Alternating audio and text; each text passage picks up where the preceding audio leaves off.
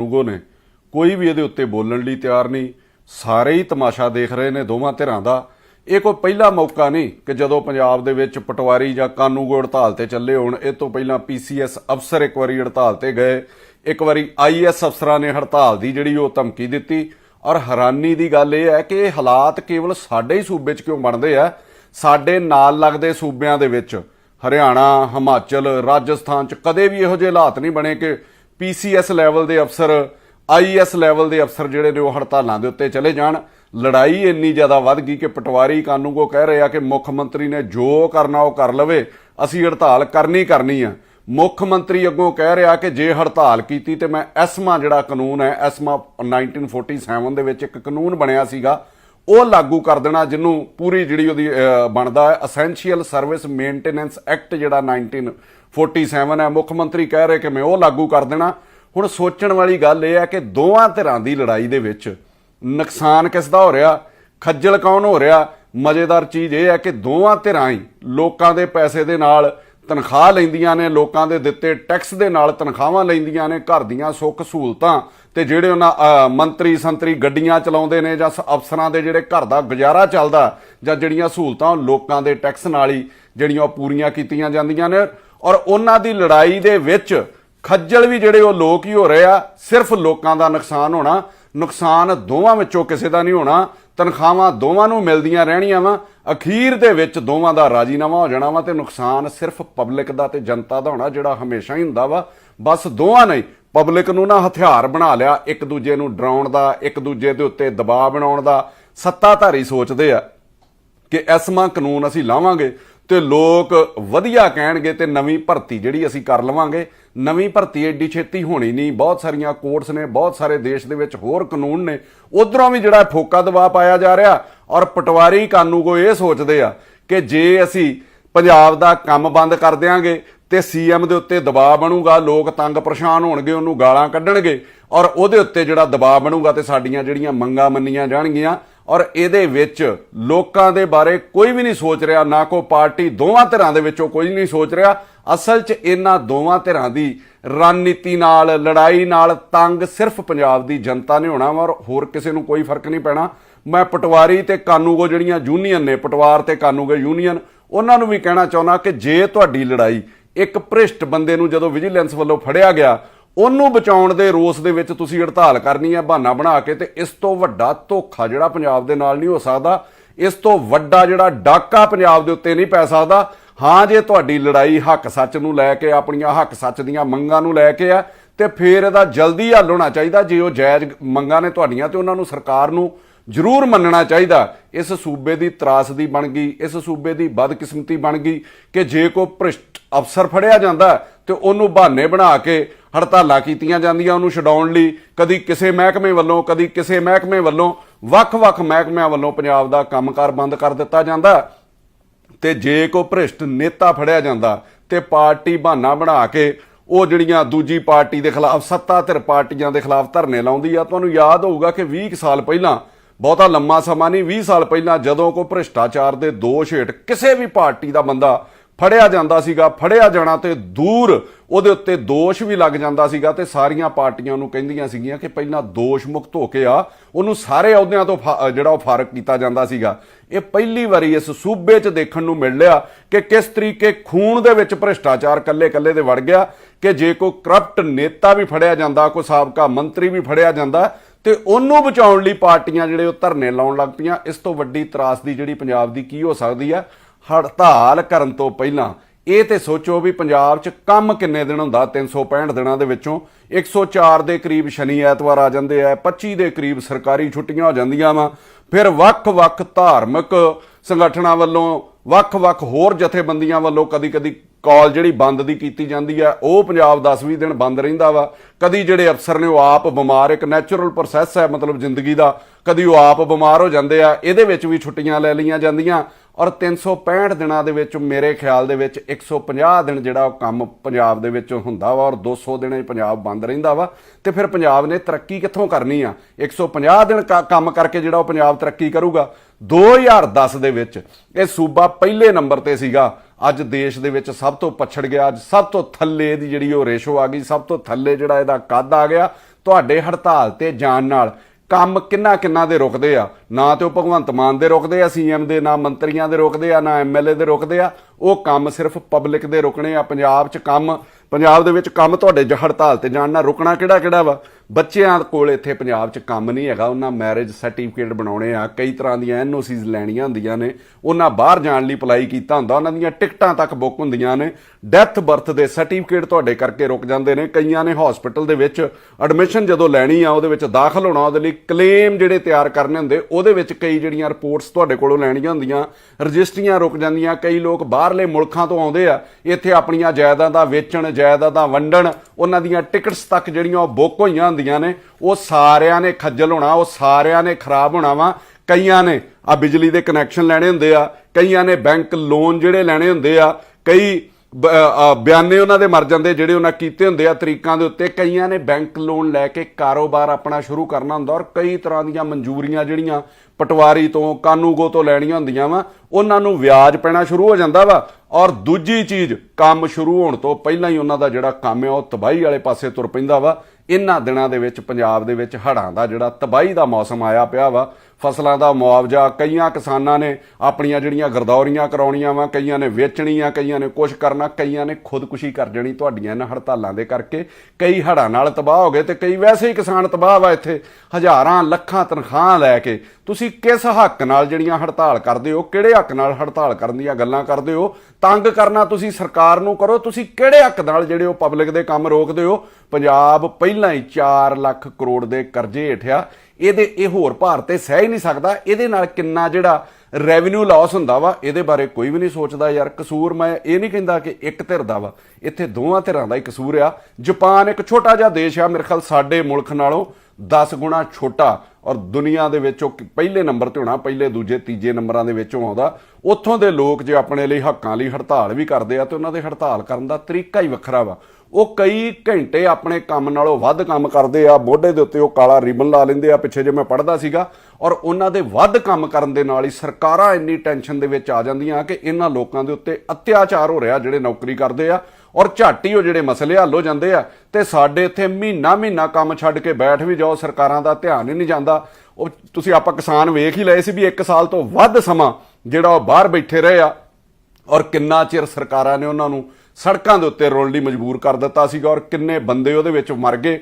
ਇਹਦੇ ਵਿੱਚ ਦੋਵਾਂ ਧਿਰਾਂ, ਮੈਂ ਫਿਰ ਕਹਿੰਦਾ ਕਿ ਮੈਂ ਕਿਸੇ ਇੱਕ ਨੂੰ ਗਲਤ ਨਹੀਂ ਕਹਿੰਦਾ, ਗਲਤ ਬੰਦੇ ਦੋਵਾਂ ਧਿਰਾਂ ਦੇ ਵਿੱਚ ਵੀ ਹੈਗੇ ਆ, ਜਿਹਦੇ ਕਰਕੇ ਸਾਰੀ ਜਿਹੜੀ ਆਰਗੇਨਾਈਜੇਸ਼ਨ ਹੁੰਦੀ ਆ ਉਹਨੂੰ ਬਦਨਾਮ ਹੋਣਾ ਪੈਂਦਾ ਵਾ। ਲੋਕ ਧੱਕੇ ਖਾਂਦੇ, ਮੈਂ ਪਟਵਾਰੀ ਯੂਨੀਅਨ ਨੂੰ ਵੀ ਕਹਿਣਾ ਚਾਹੁੰਦਾ, ਲੋਕ ਧੱਕੇ ਖਾਂਦੇ ਕਈ ਮਹੀਨੇ। ਪਟਵਾਰੀ ਤੇ ਕਾਨੂੰਗੋ ਵੱਲੋਂ ਜਦੋਂ ਗਲਤ ਇੰਦਰਾਜ ਕਰ ਦਿੱਤੇ ਜਾਂਦੇ ਆ, ਇੱਕ ਅੱਖਰ ਦਾ ਫਰਕ ਪਾ ਕੇ ਜਦੋਂ ਨਾਂ ਗਲਤ ਲਿਖ ਦਿੱਤੇ ਜਾਂਦੇ ਆ, ਕਈਆਂ ਦਫ਼ਤਰਾਂ ਦੇ ਵਿੱਚ ਲੋਕ ਧੱਕੇ ਖਾਂਦੇ, ਔਰ ਤੁਹਾਡੇ ਵਿੱਚੋਂ ਵੀ ਕਈ ਲੋਕ ਉਹਨਾਂ ਦੇ ਉੱਤੇ ਤਰਸ ਨਹੀਂ ਕਰਦੇ। ਤੁਸੀਂ ਤੇ ਹੜਤਾਲ ਤੇ ਚੱਲ ਜਾਂਦੇ ਜੇ। ਲੋਕ ਆਪਣੇ ਠੀਕ ਕੰਮ ਕਰਾਉਣ ਲਈ, ਲੋਕ ਆਪਣੇ ਹੱਕ ਲੈਣ ਲਈ ਕਿੱਥੇ ਹੜਤਾਲ ਤੇ ਜਾਇਆ ਕਰਨ, ਕਿੱਥੇ ਉਹ ਬਹਿ ਜਾਇਆ ਕਰਨ, ਕਿੱਥੋਂ ਪਬਲਿਕ ਇਕੱਠੀ ਕਰਕੇ ਲਿਆਇਆ ਕਰਨ।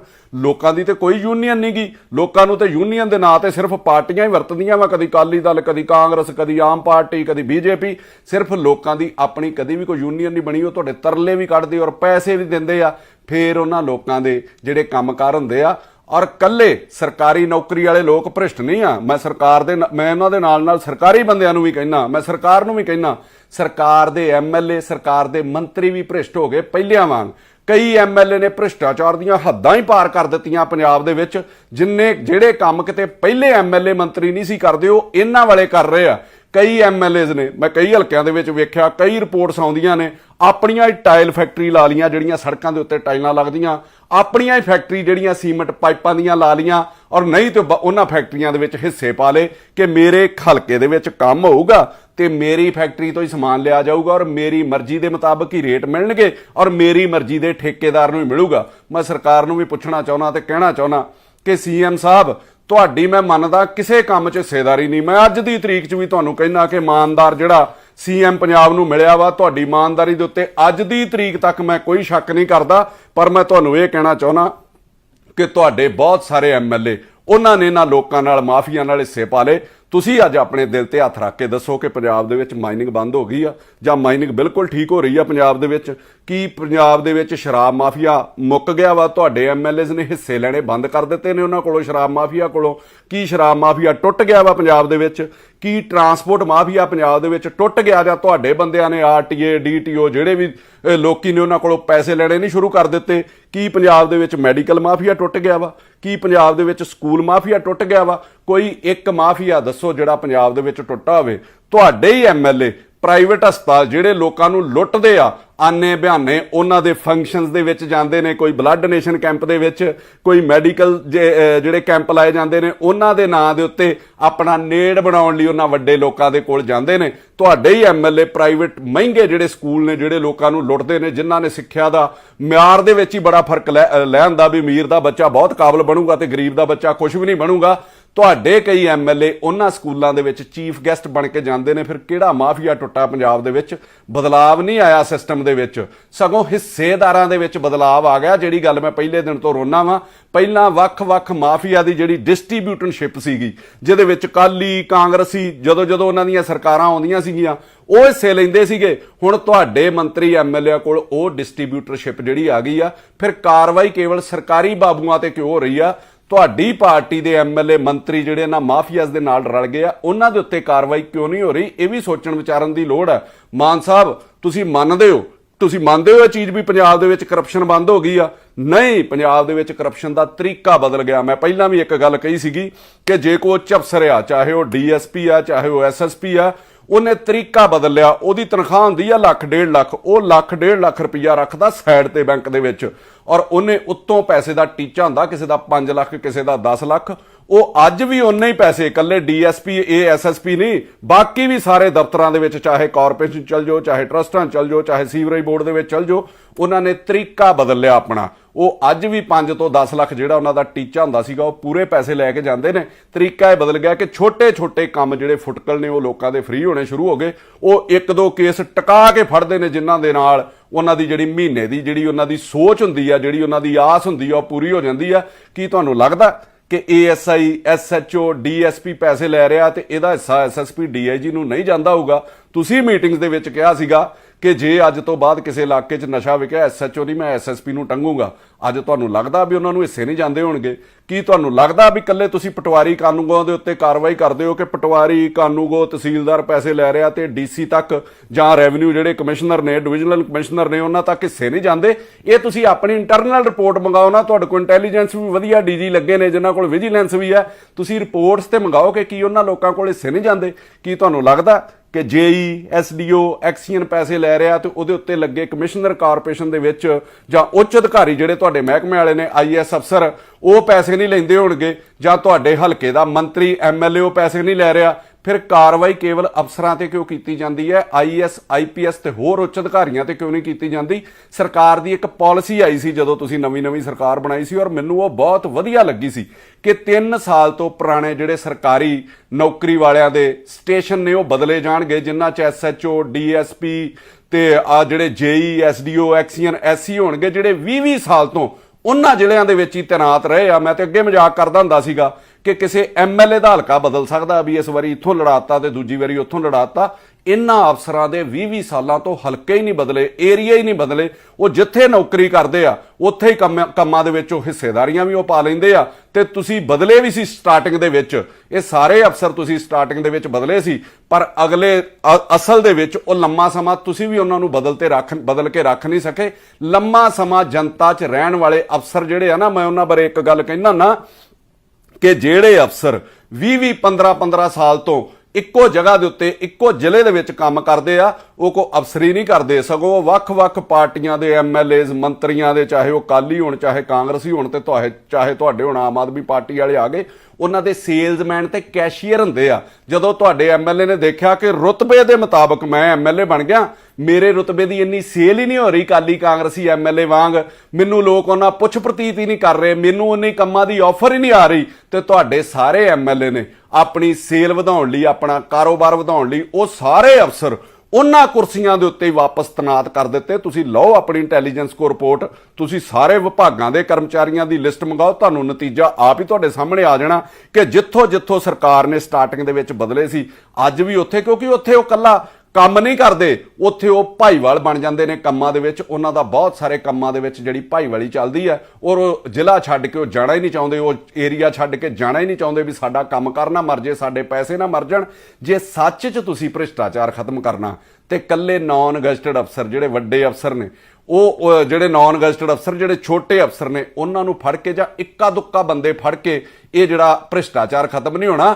ਇਹਨਾਂ ਤਿੰਨਾਂ ਜਣਿਆਂ ਦਾ ਨੈਕਸਸ ਜਿਹੜਾ ਉਹ ਤੁਹਾਨੂੰ, ਇਹ ਤ੍ਰਿਮੂਰਤੀ ਮੈਂ ਇਹਨਾਂ ਨੂੰ ਕਹਿੰਦਾ, ਇਹਨਾਂ ਦਾ ਨੈਕਸਸ ਜਿਹੜਾ ਤੁਹਾਨੂੰ ਉਹ ਤੋੜਨਾ ਪੈਣਾ, ਜਿਹਦੇ ਵਿੱਚ ਨੈਕਸਸ ਬਣ ਗਿਆ ਪੋਲੀਟੀਸ਼ੀਅਨ, ਮਾਫੀਆ ਤੇ ਹੋਰ ਵਿਭਾਗਾਂ ਦੇ ਸਰਕਾਰੀ ਅਫਸਰਾਂ ਦਾ, ਸਰਕਾਰੀ ਕਰਮਚਾਰੀਆਂ ਦਾ। ਜਿੰਨਾ ਚਿਰ ਇਹ ਖਤਮ ਨਹੀਂ ਹੁੰਦਾ, ਤੁਸੀਂ ਜਿੰਨਾ ਮਰਜ਼ੀ ਜ਼ੋਰ ਲਾ ਲਓ, ਤੁਹਾਡੇ ਕੋਲੋਂ ਭ੍ਰਿਸ਼ਟਾਚਾਰ ਖਤਮ ਹੀ ਨਹੀਂ ਹੋ ਸਕਦਾ, ਇਹ ਨੈਕਸਸ ਟੁੱਟ ਹੀ ਨਹੀਂ ਸਕਦਾ।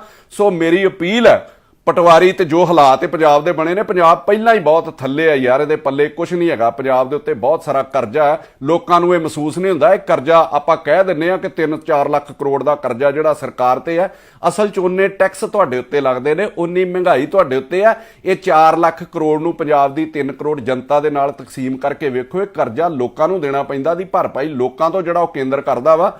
ਸੋ ਮੇਰੀ ਅਖੀਰ ਦੇ ਵਿੱਚ ਅਪੀਲ ਹੈ ਪਟਵਾਰ ਯੂਨੀਅਨ ਤੇ ਕਾਨੂੰਗੋ ਯੂਨੀਅਨ ਨੂੰ ਵੀ, ਦੋਵੇਂ ਹੱਥ ਜੋੜ ਕੇ ਮੇਰੀ ਅਪੀਲ ਹੈ, ਵਿੱਚੇ ਹੀ ਸਰਕਾਰ ਨੂੰ ਵੀ, ਕਿ ਹੜਤਾਲ ਕੋਈ ਹੱਲ ਨਹੀਂ ਹੈਗਾ। ਇਹਦੇ ਨਾਲ ਲੋਕਾਂ ਦੇ ਉੱਤੇ ਜ਼ੁਲਮ ਹੁੰਦਾ, ਲੋਕਾਂ ਦੇ ਬਹੁਤ ਸਾਰੇ ਕੰਮਕਾਰ ਰੁਕਦੇ ਨੇ, ਔਰ ਇਹਦੇ ਨਾਲ ਐਸਮਾ ਲਾਉਣਾ ਵੀ ਕੋਈ ਹੱਲ ਨਹੀਂ ਹੈਗਾ। ਇੱਕਦਮ ਇੰਨੀ ਭਰਤੀ ਨਹੀਂ ਹੋ ਸਕਦੀ, ਇਹਦੇ 'ਚ ਵੀ ਲੋਕਾਂ ਦੀ ਬੜੀ ਖੱਜਲ ਖਰਾਬੀ ਹੋਣੀ ਆ।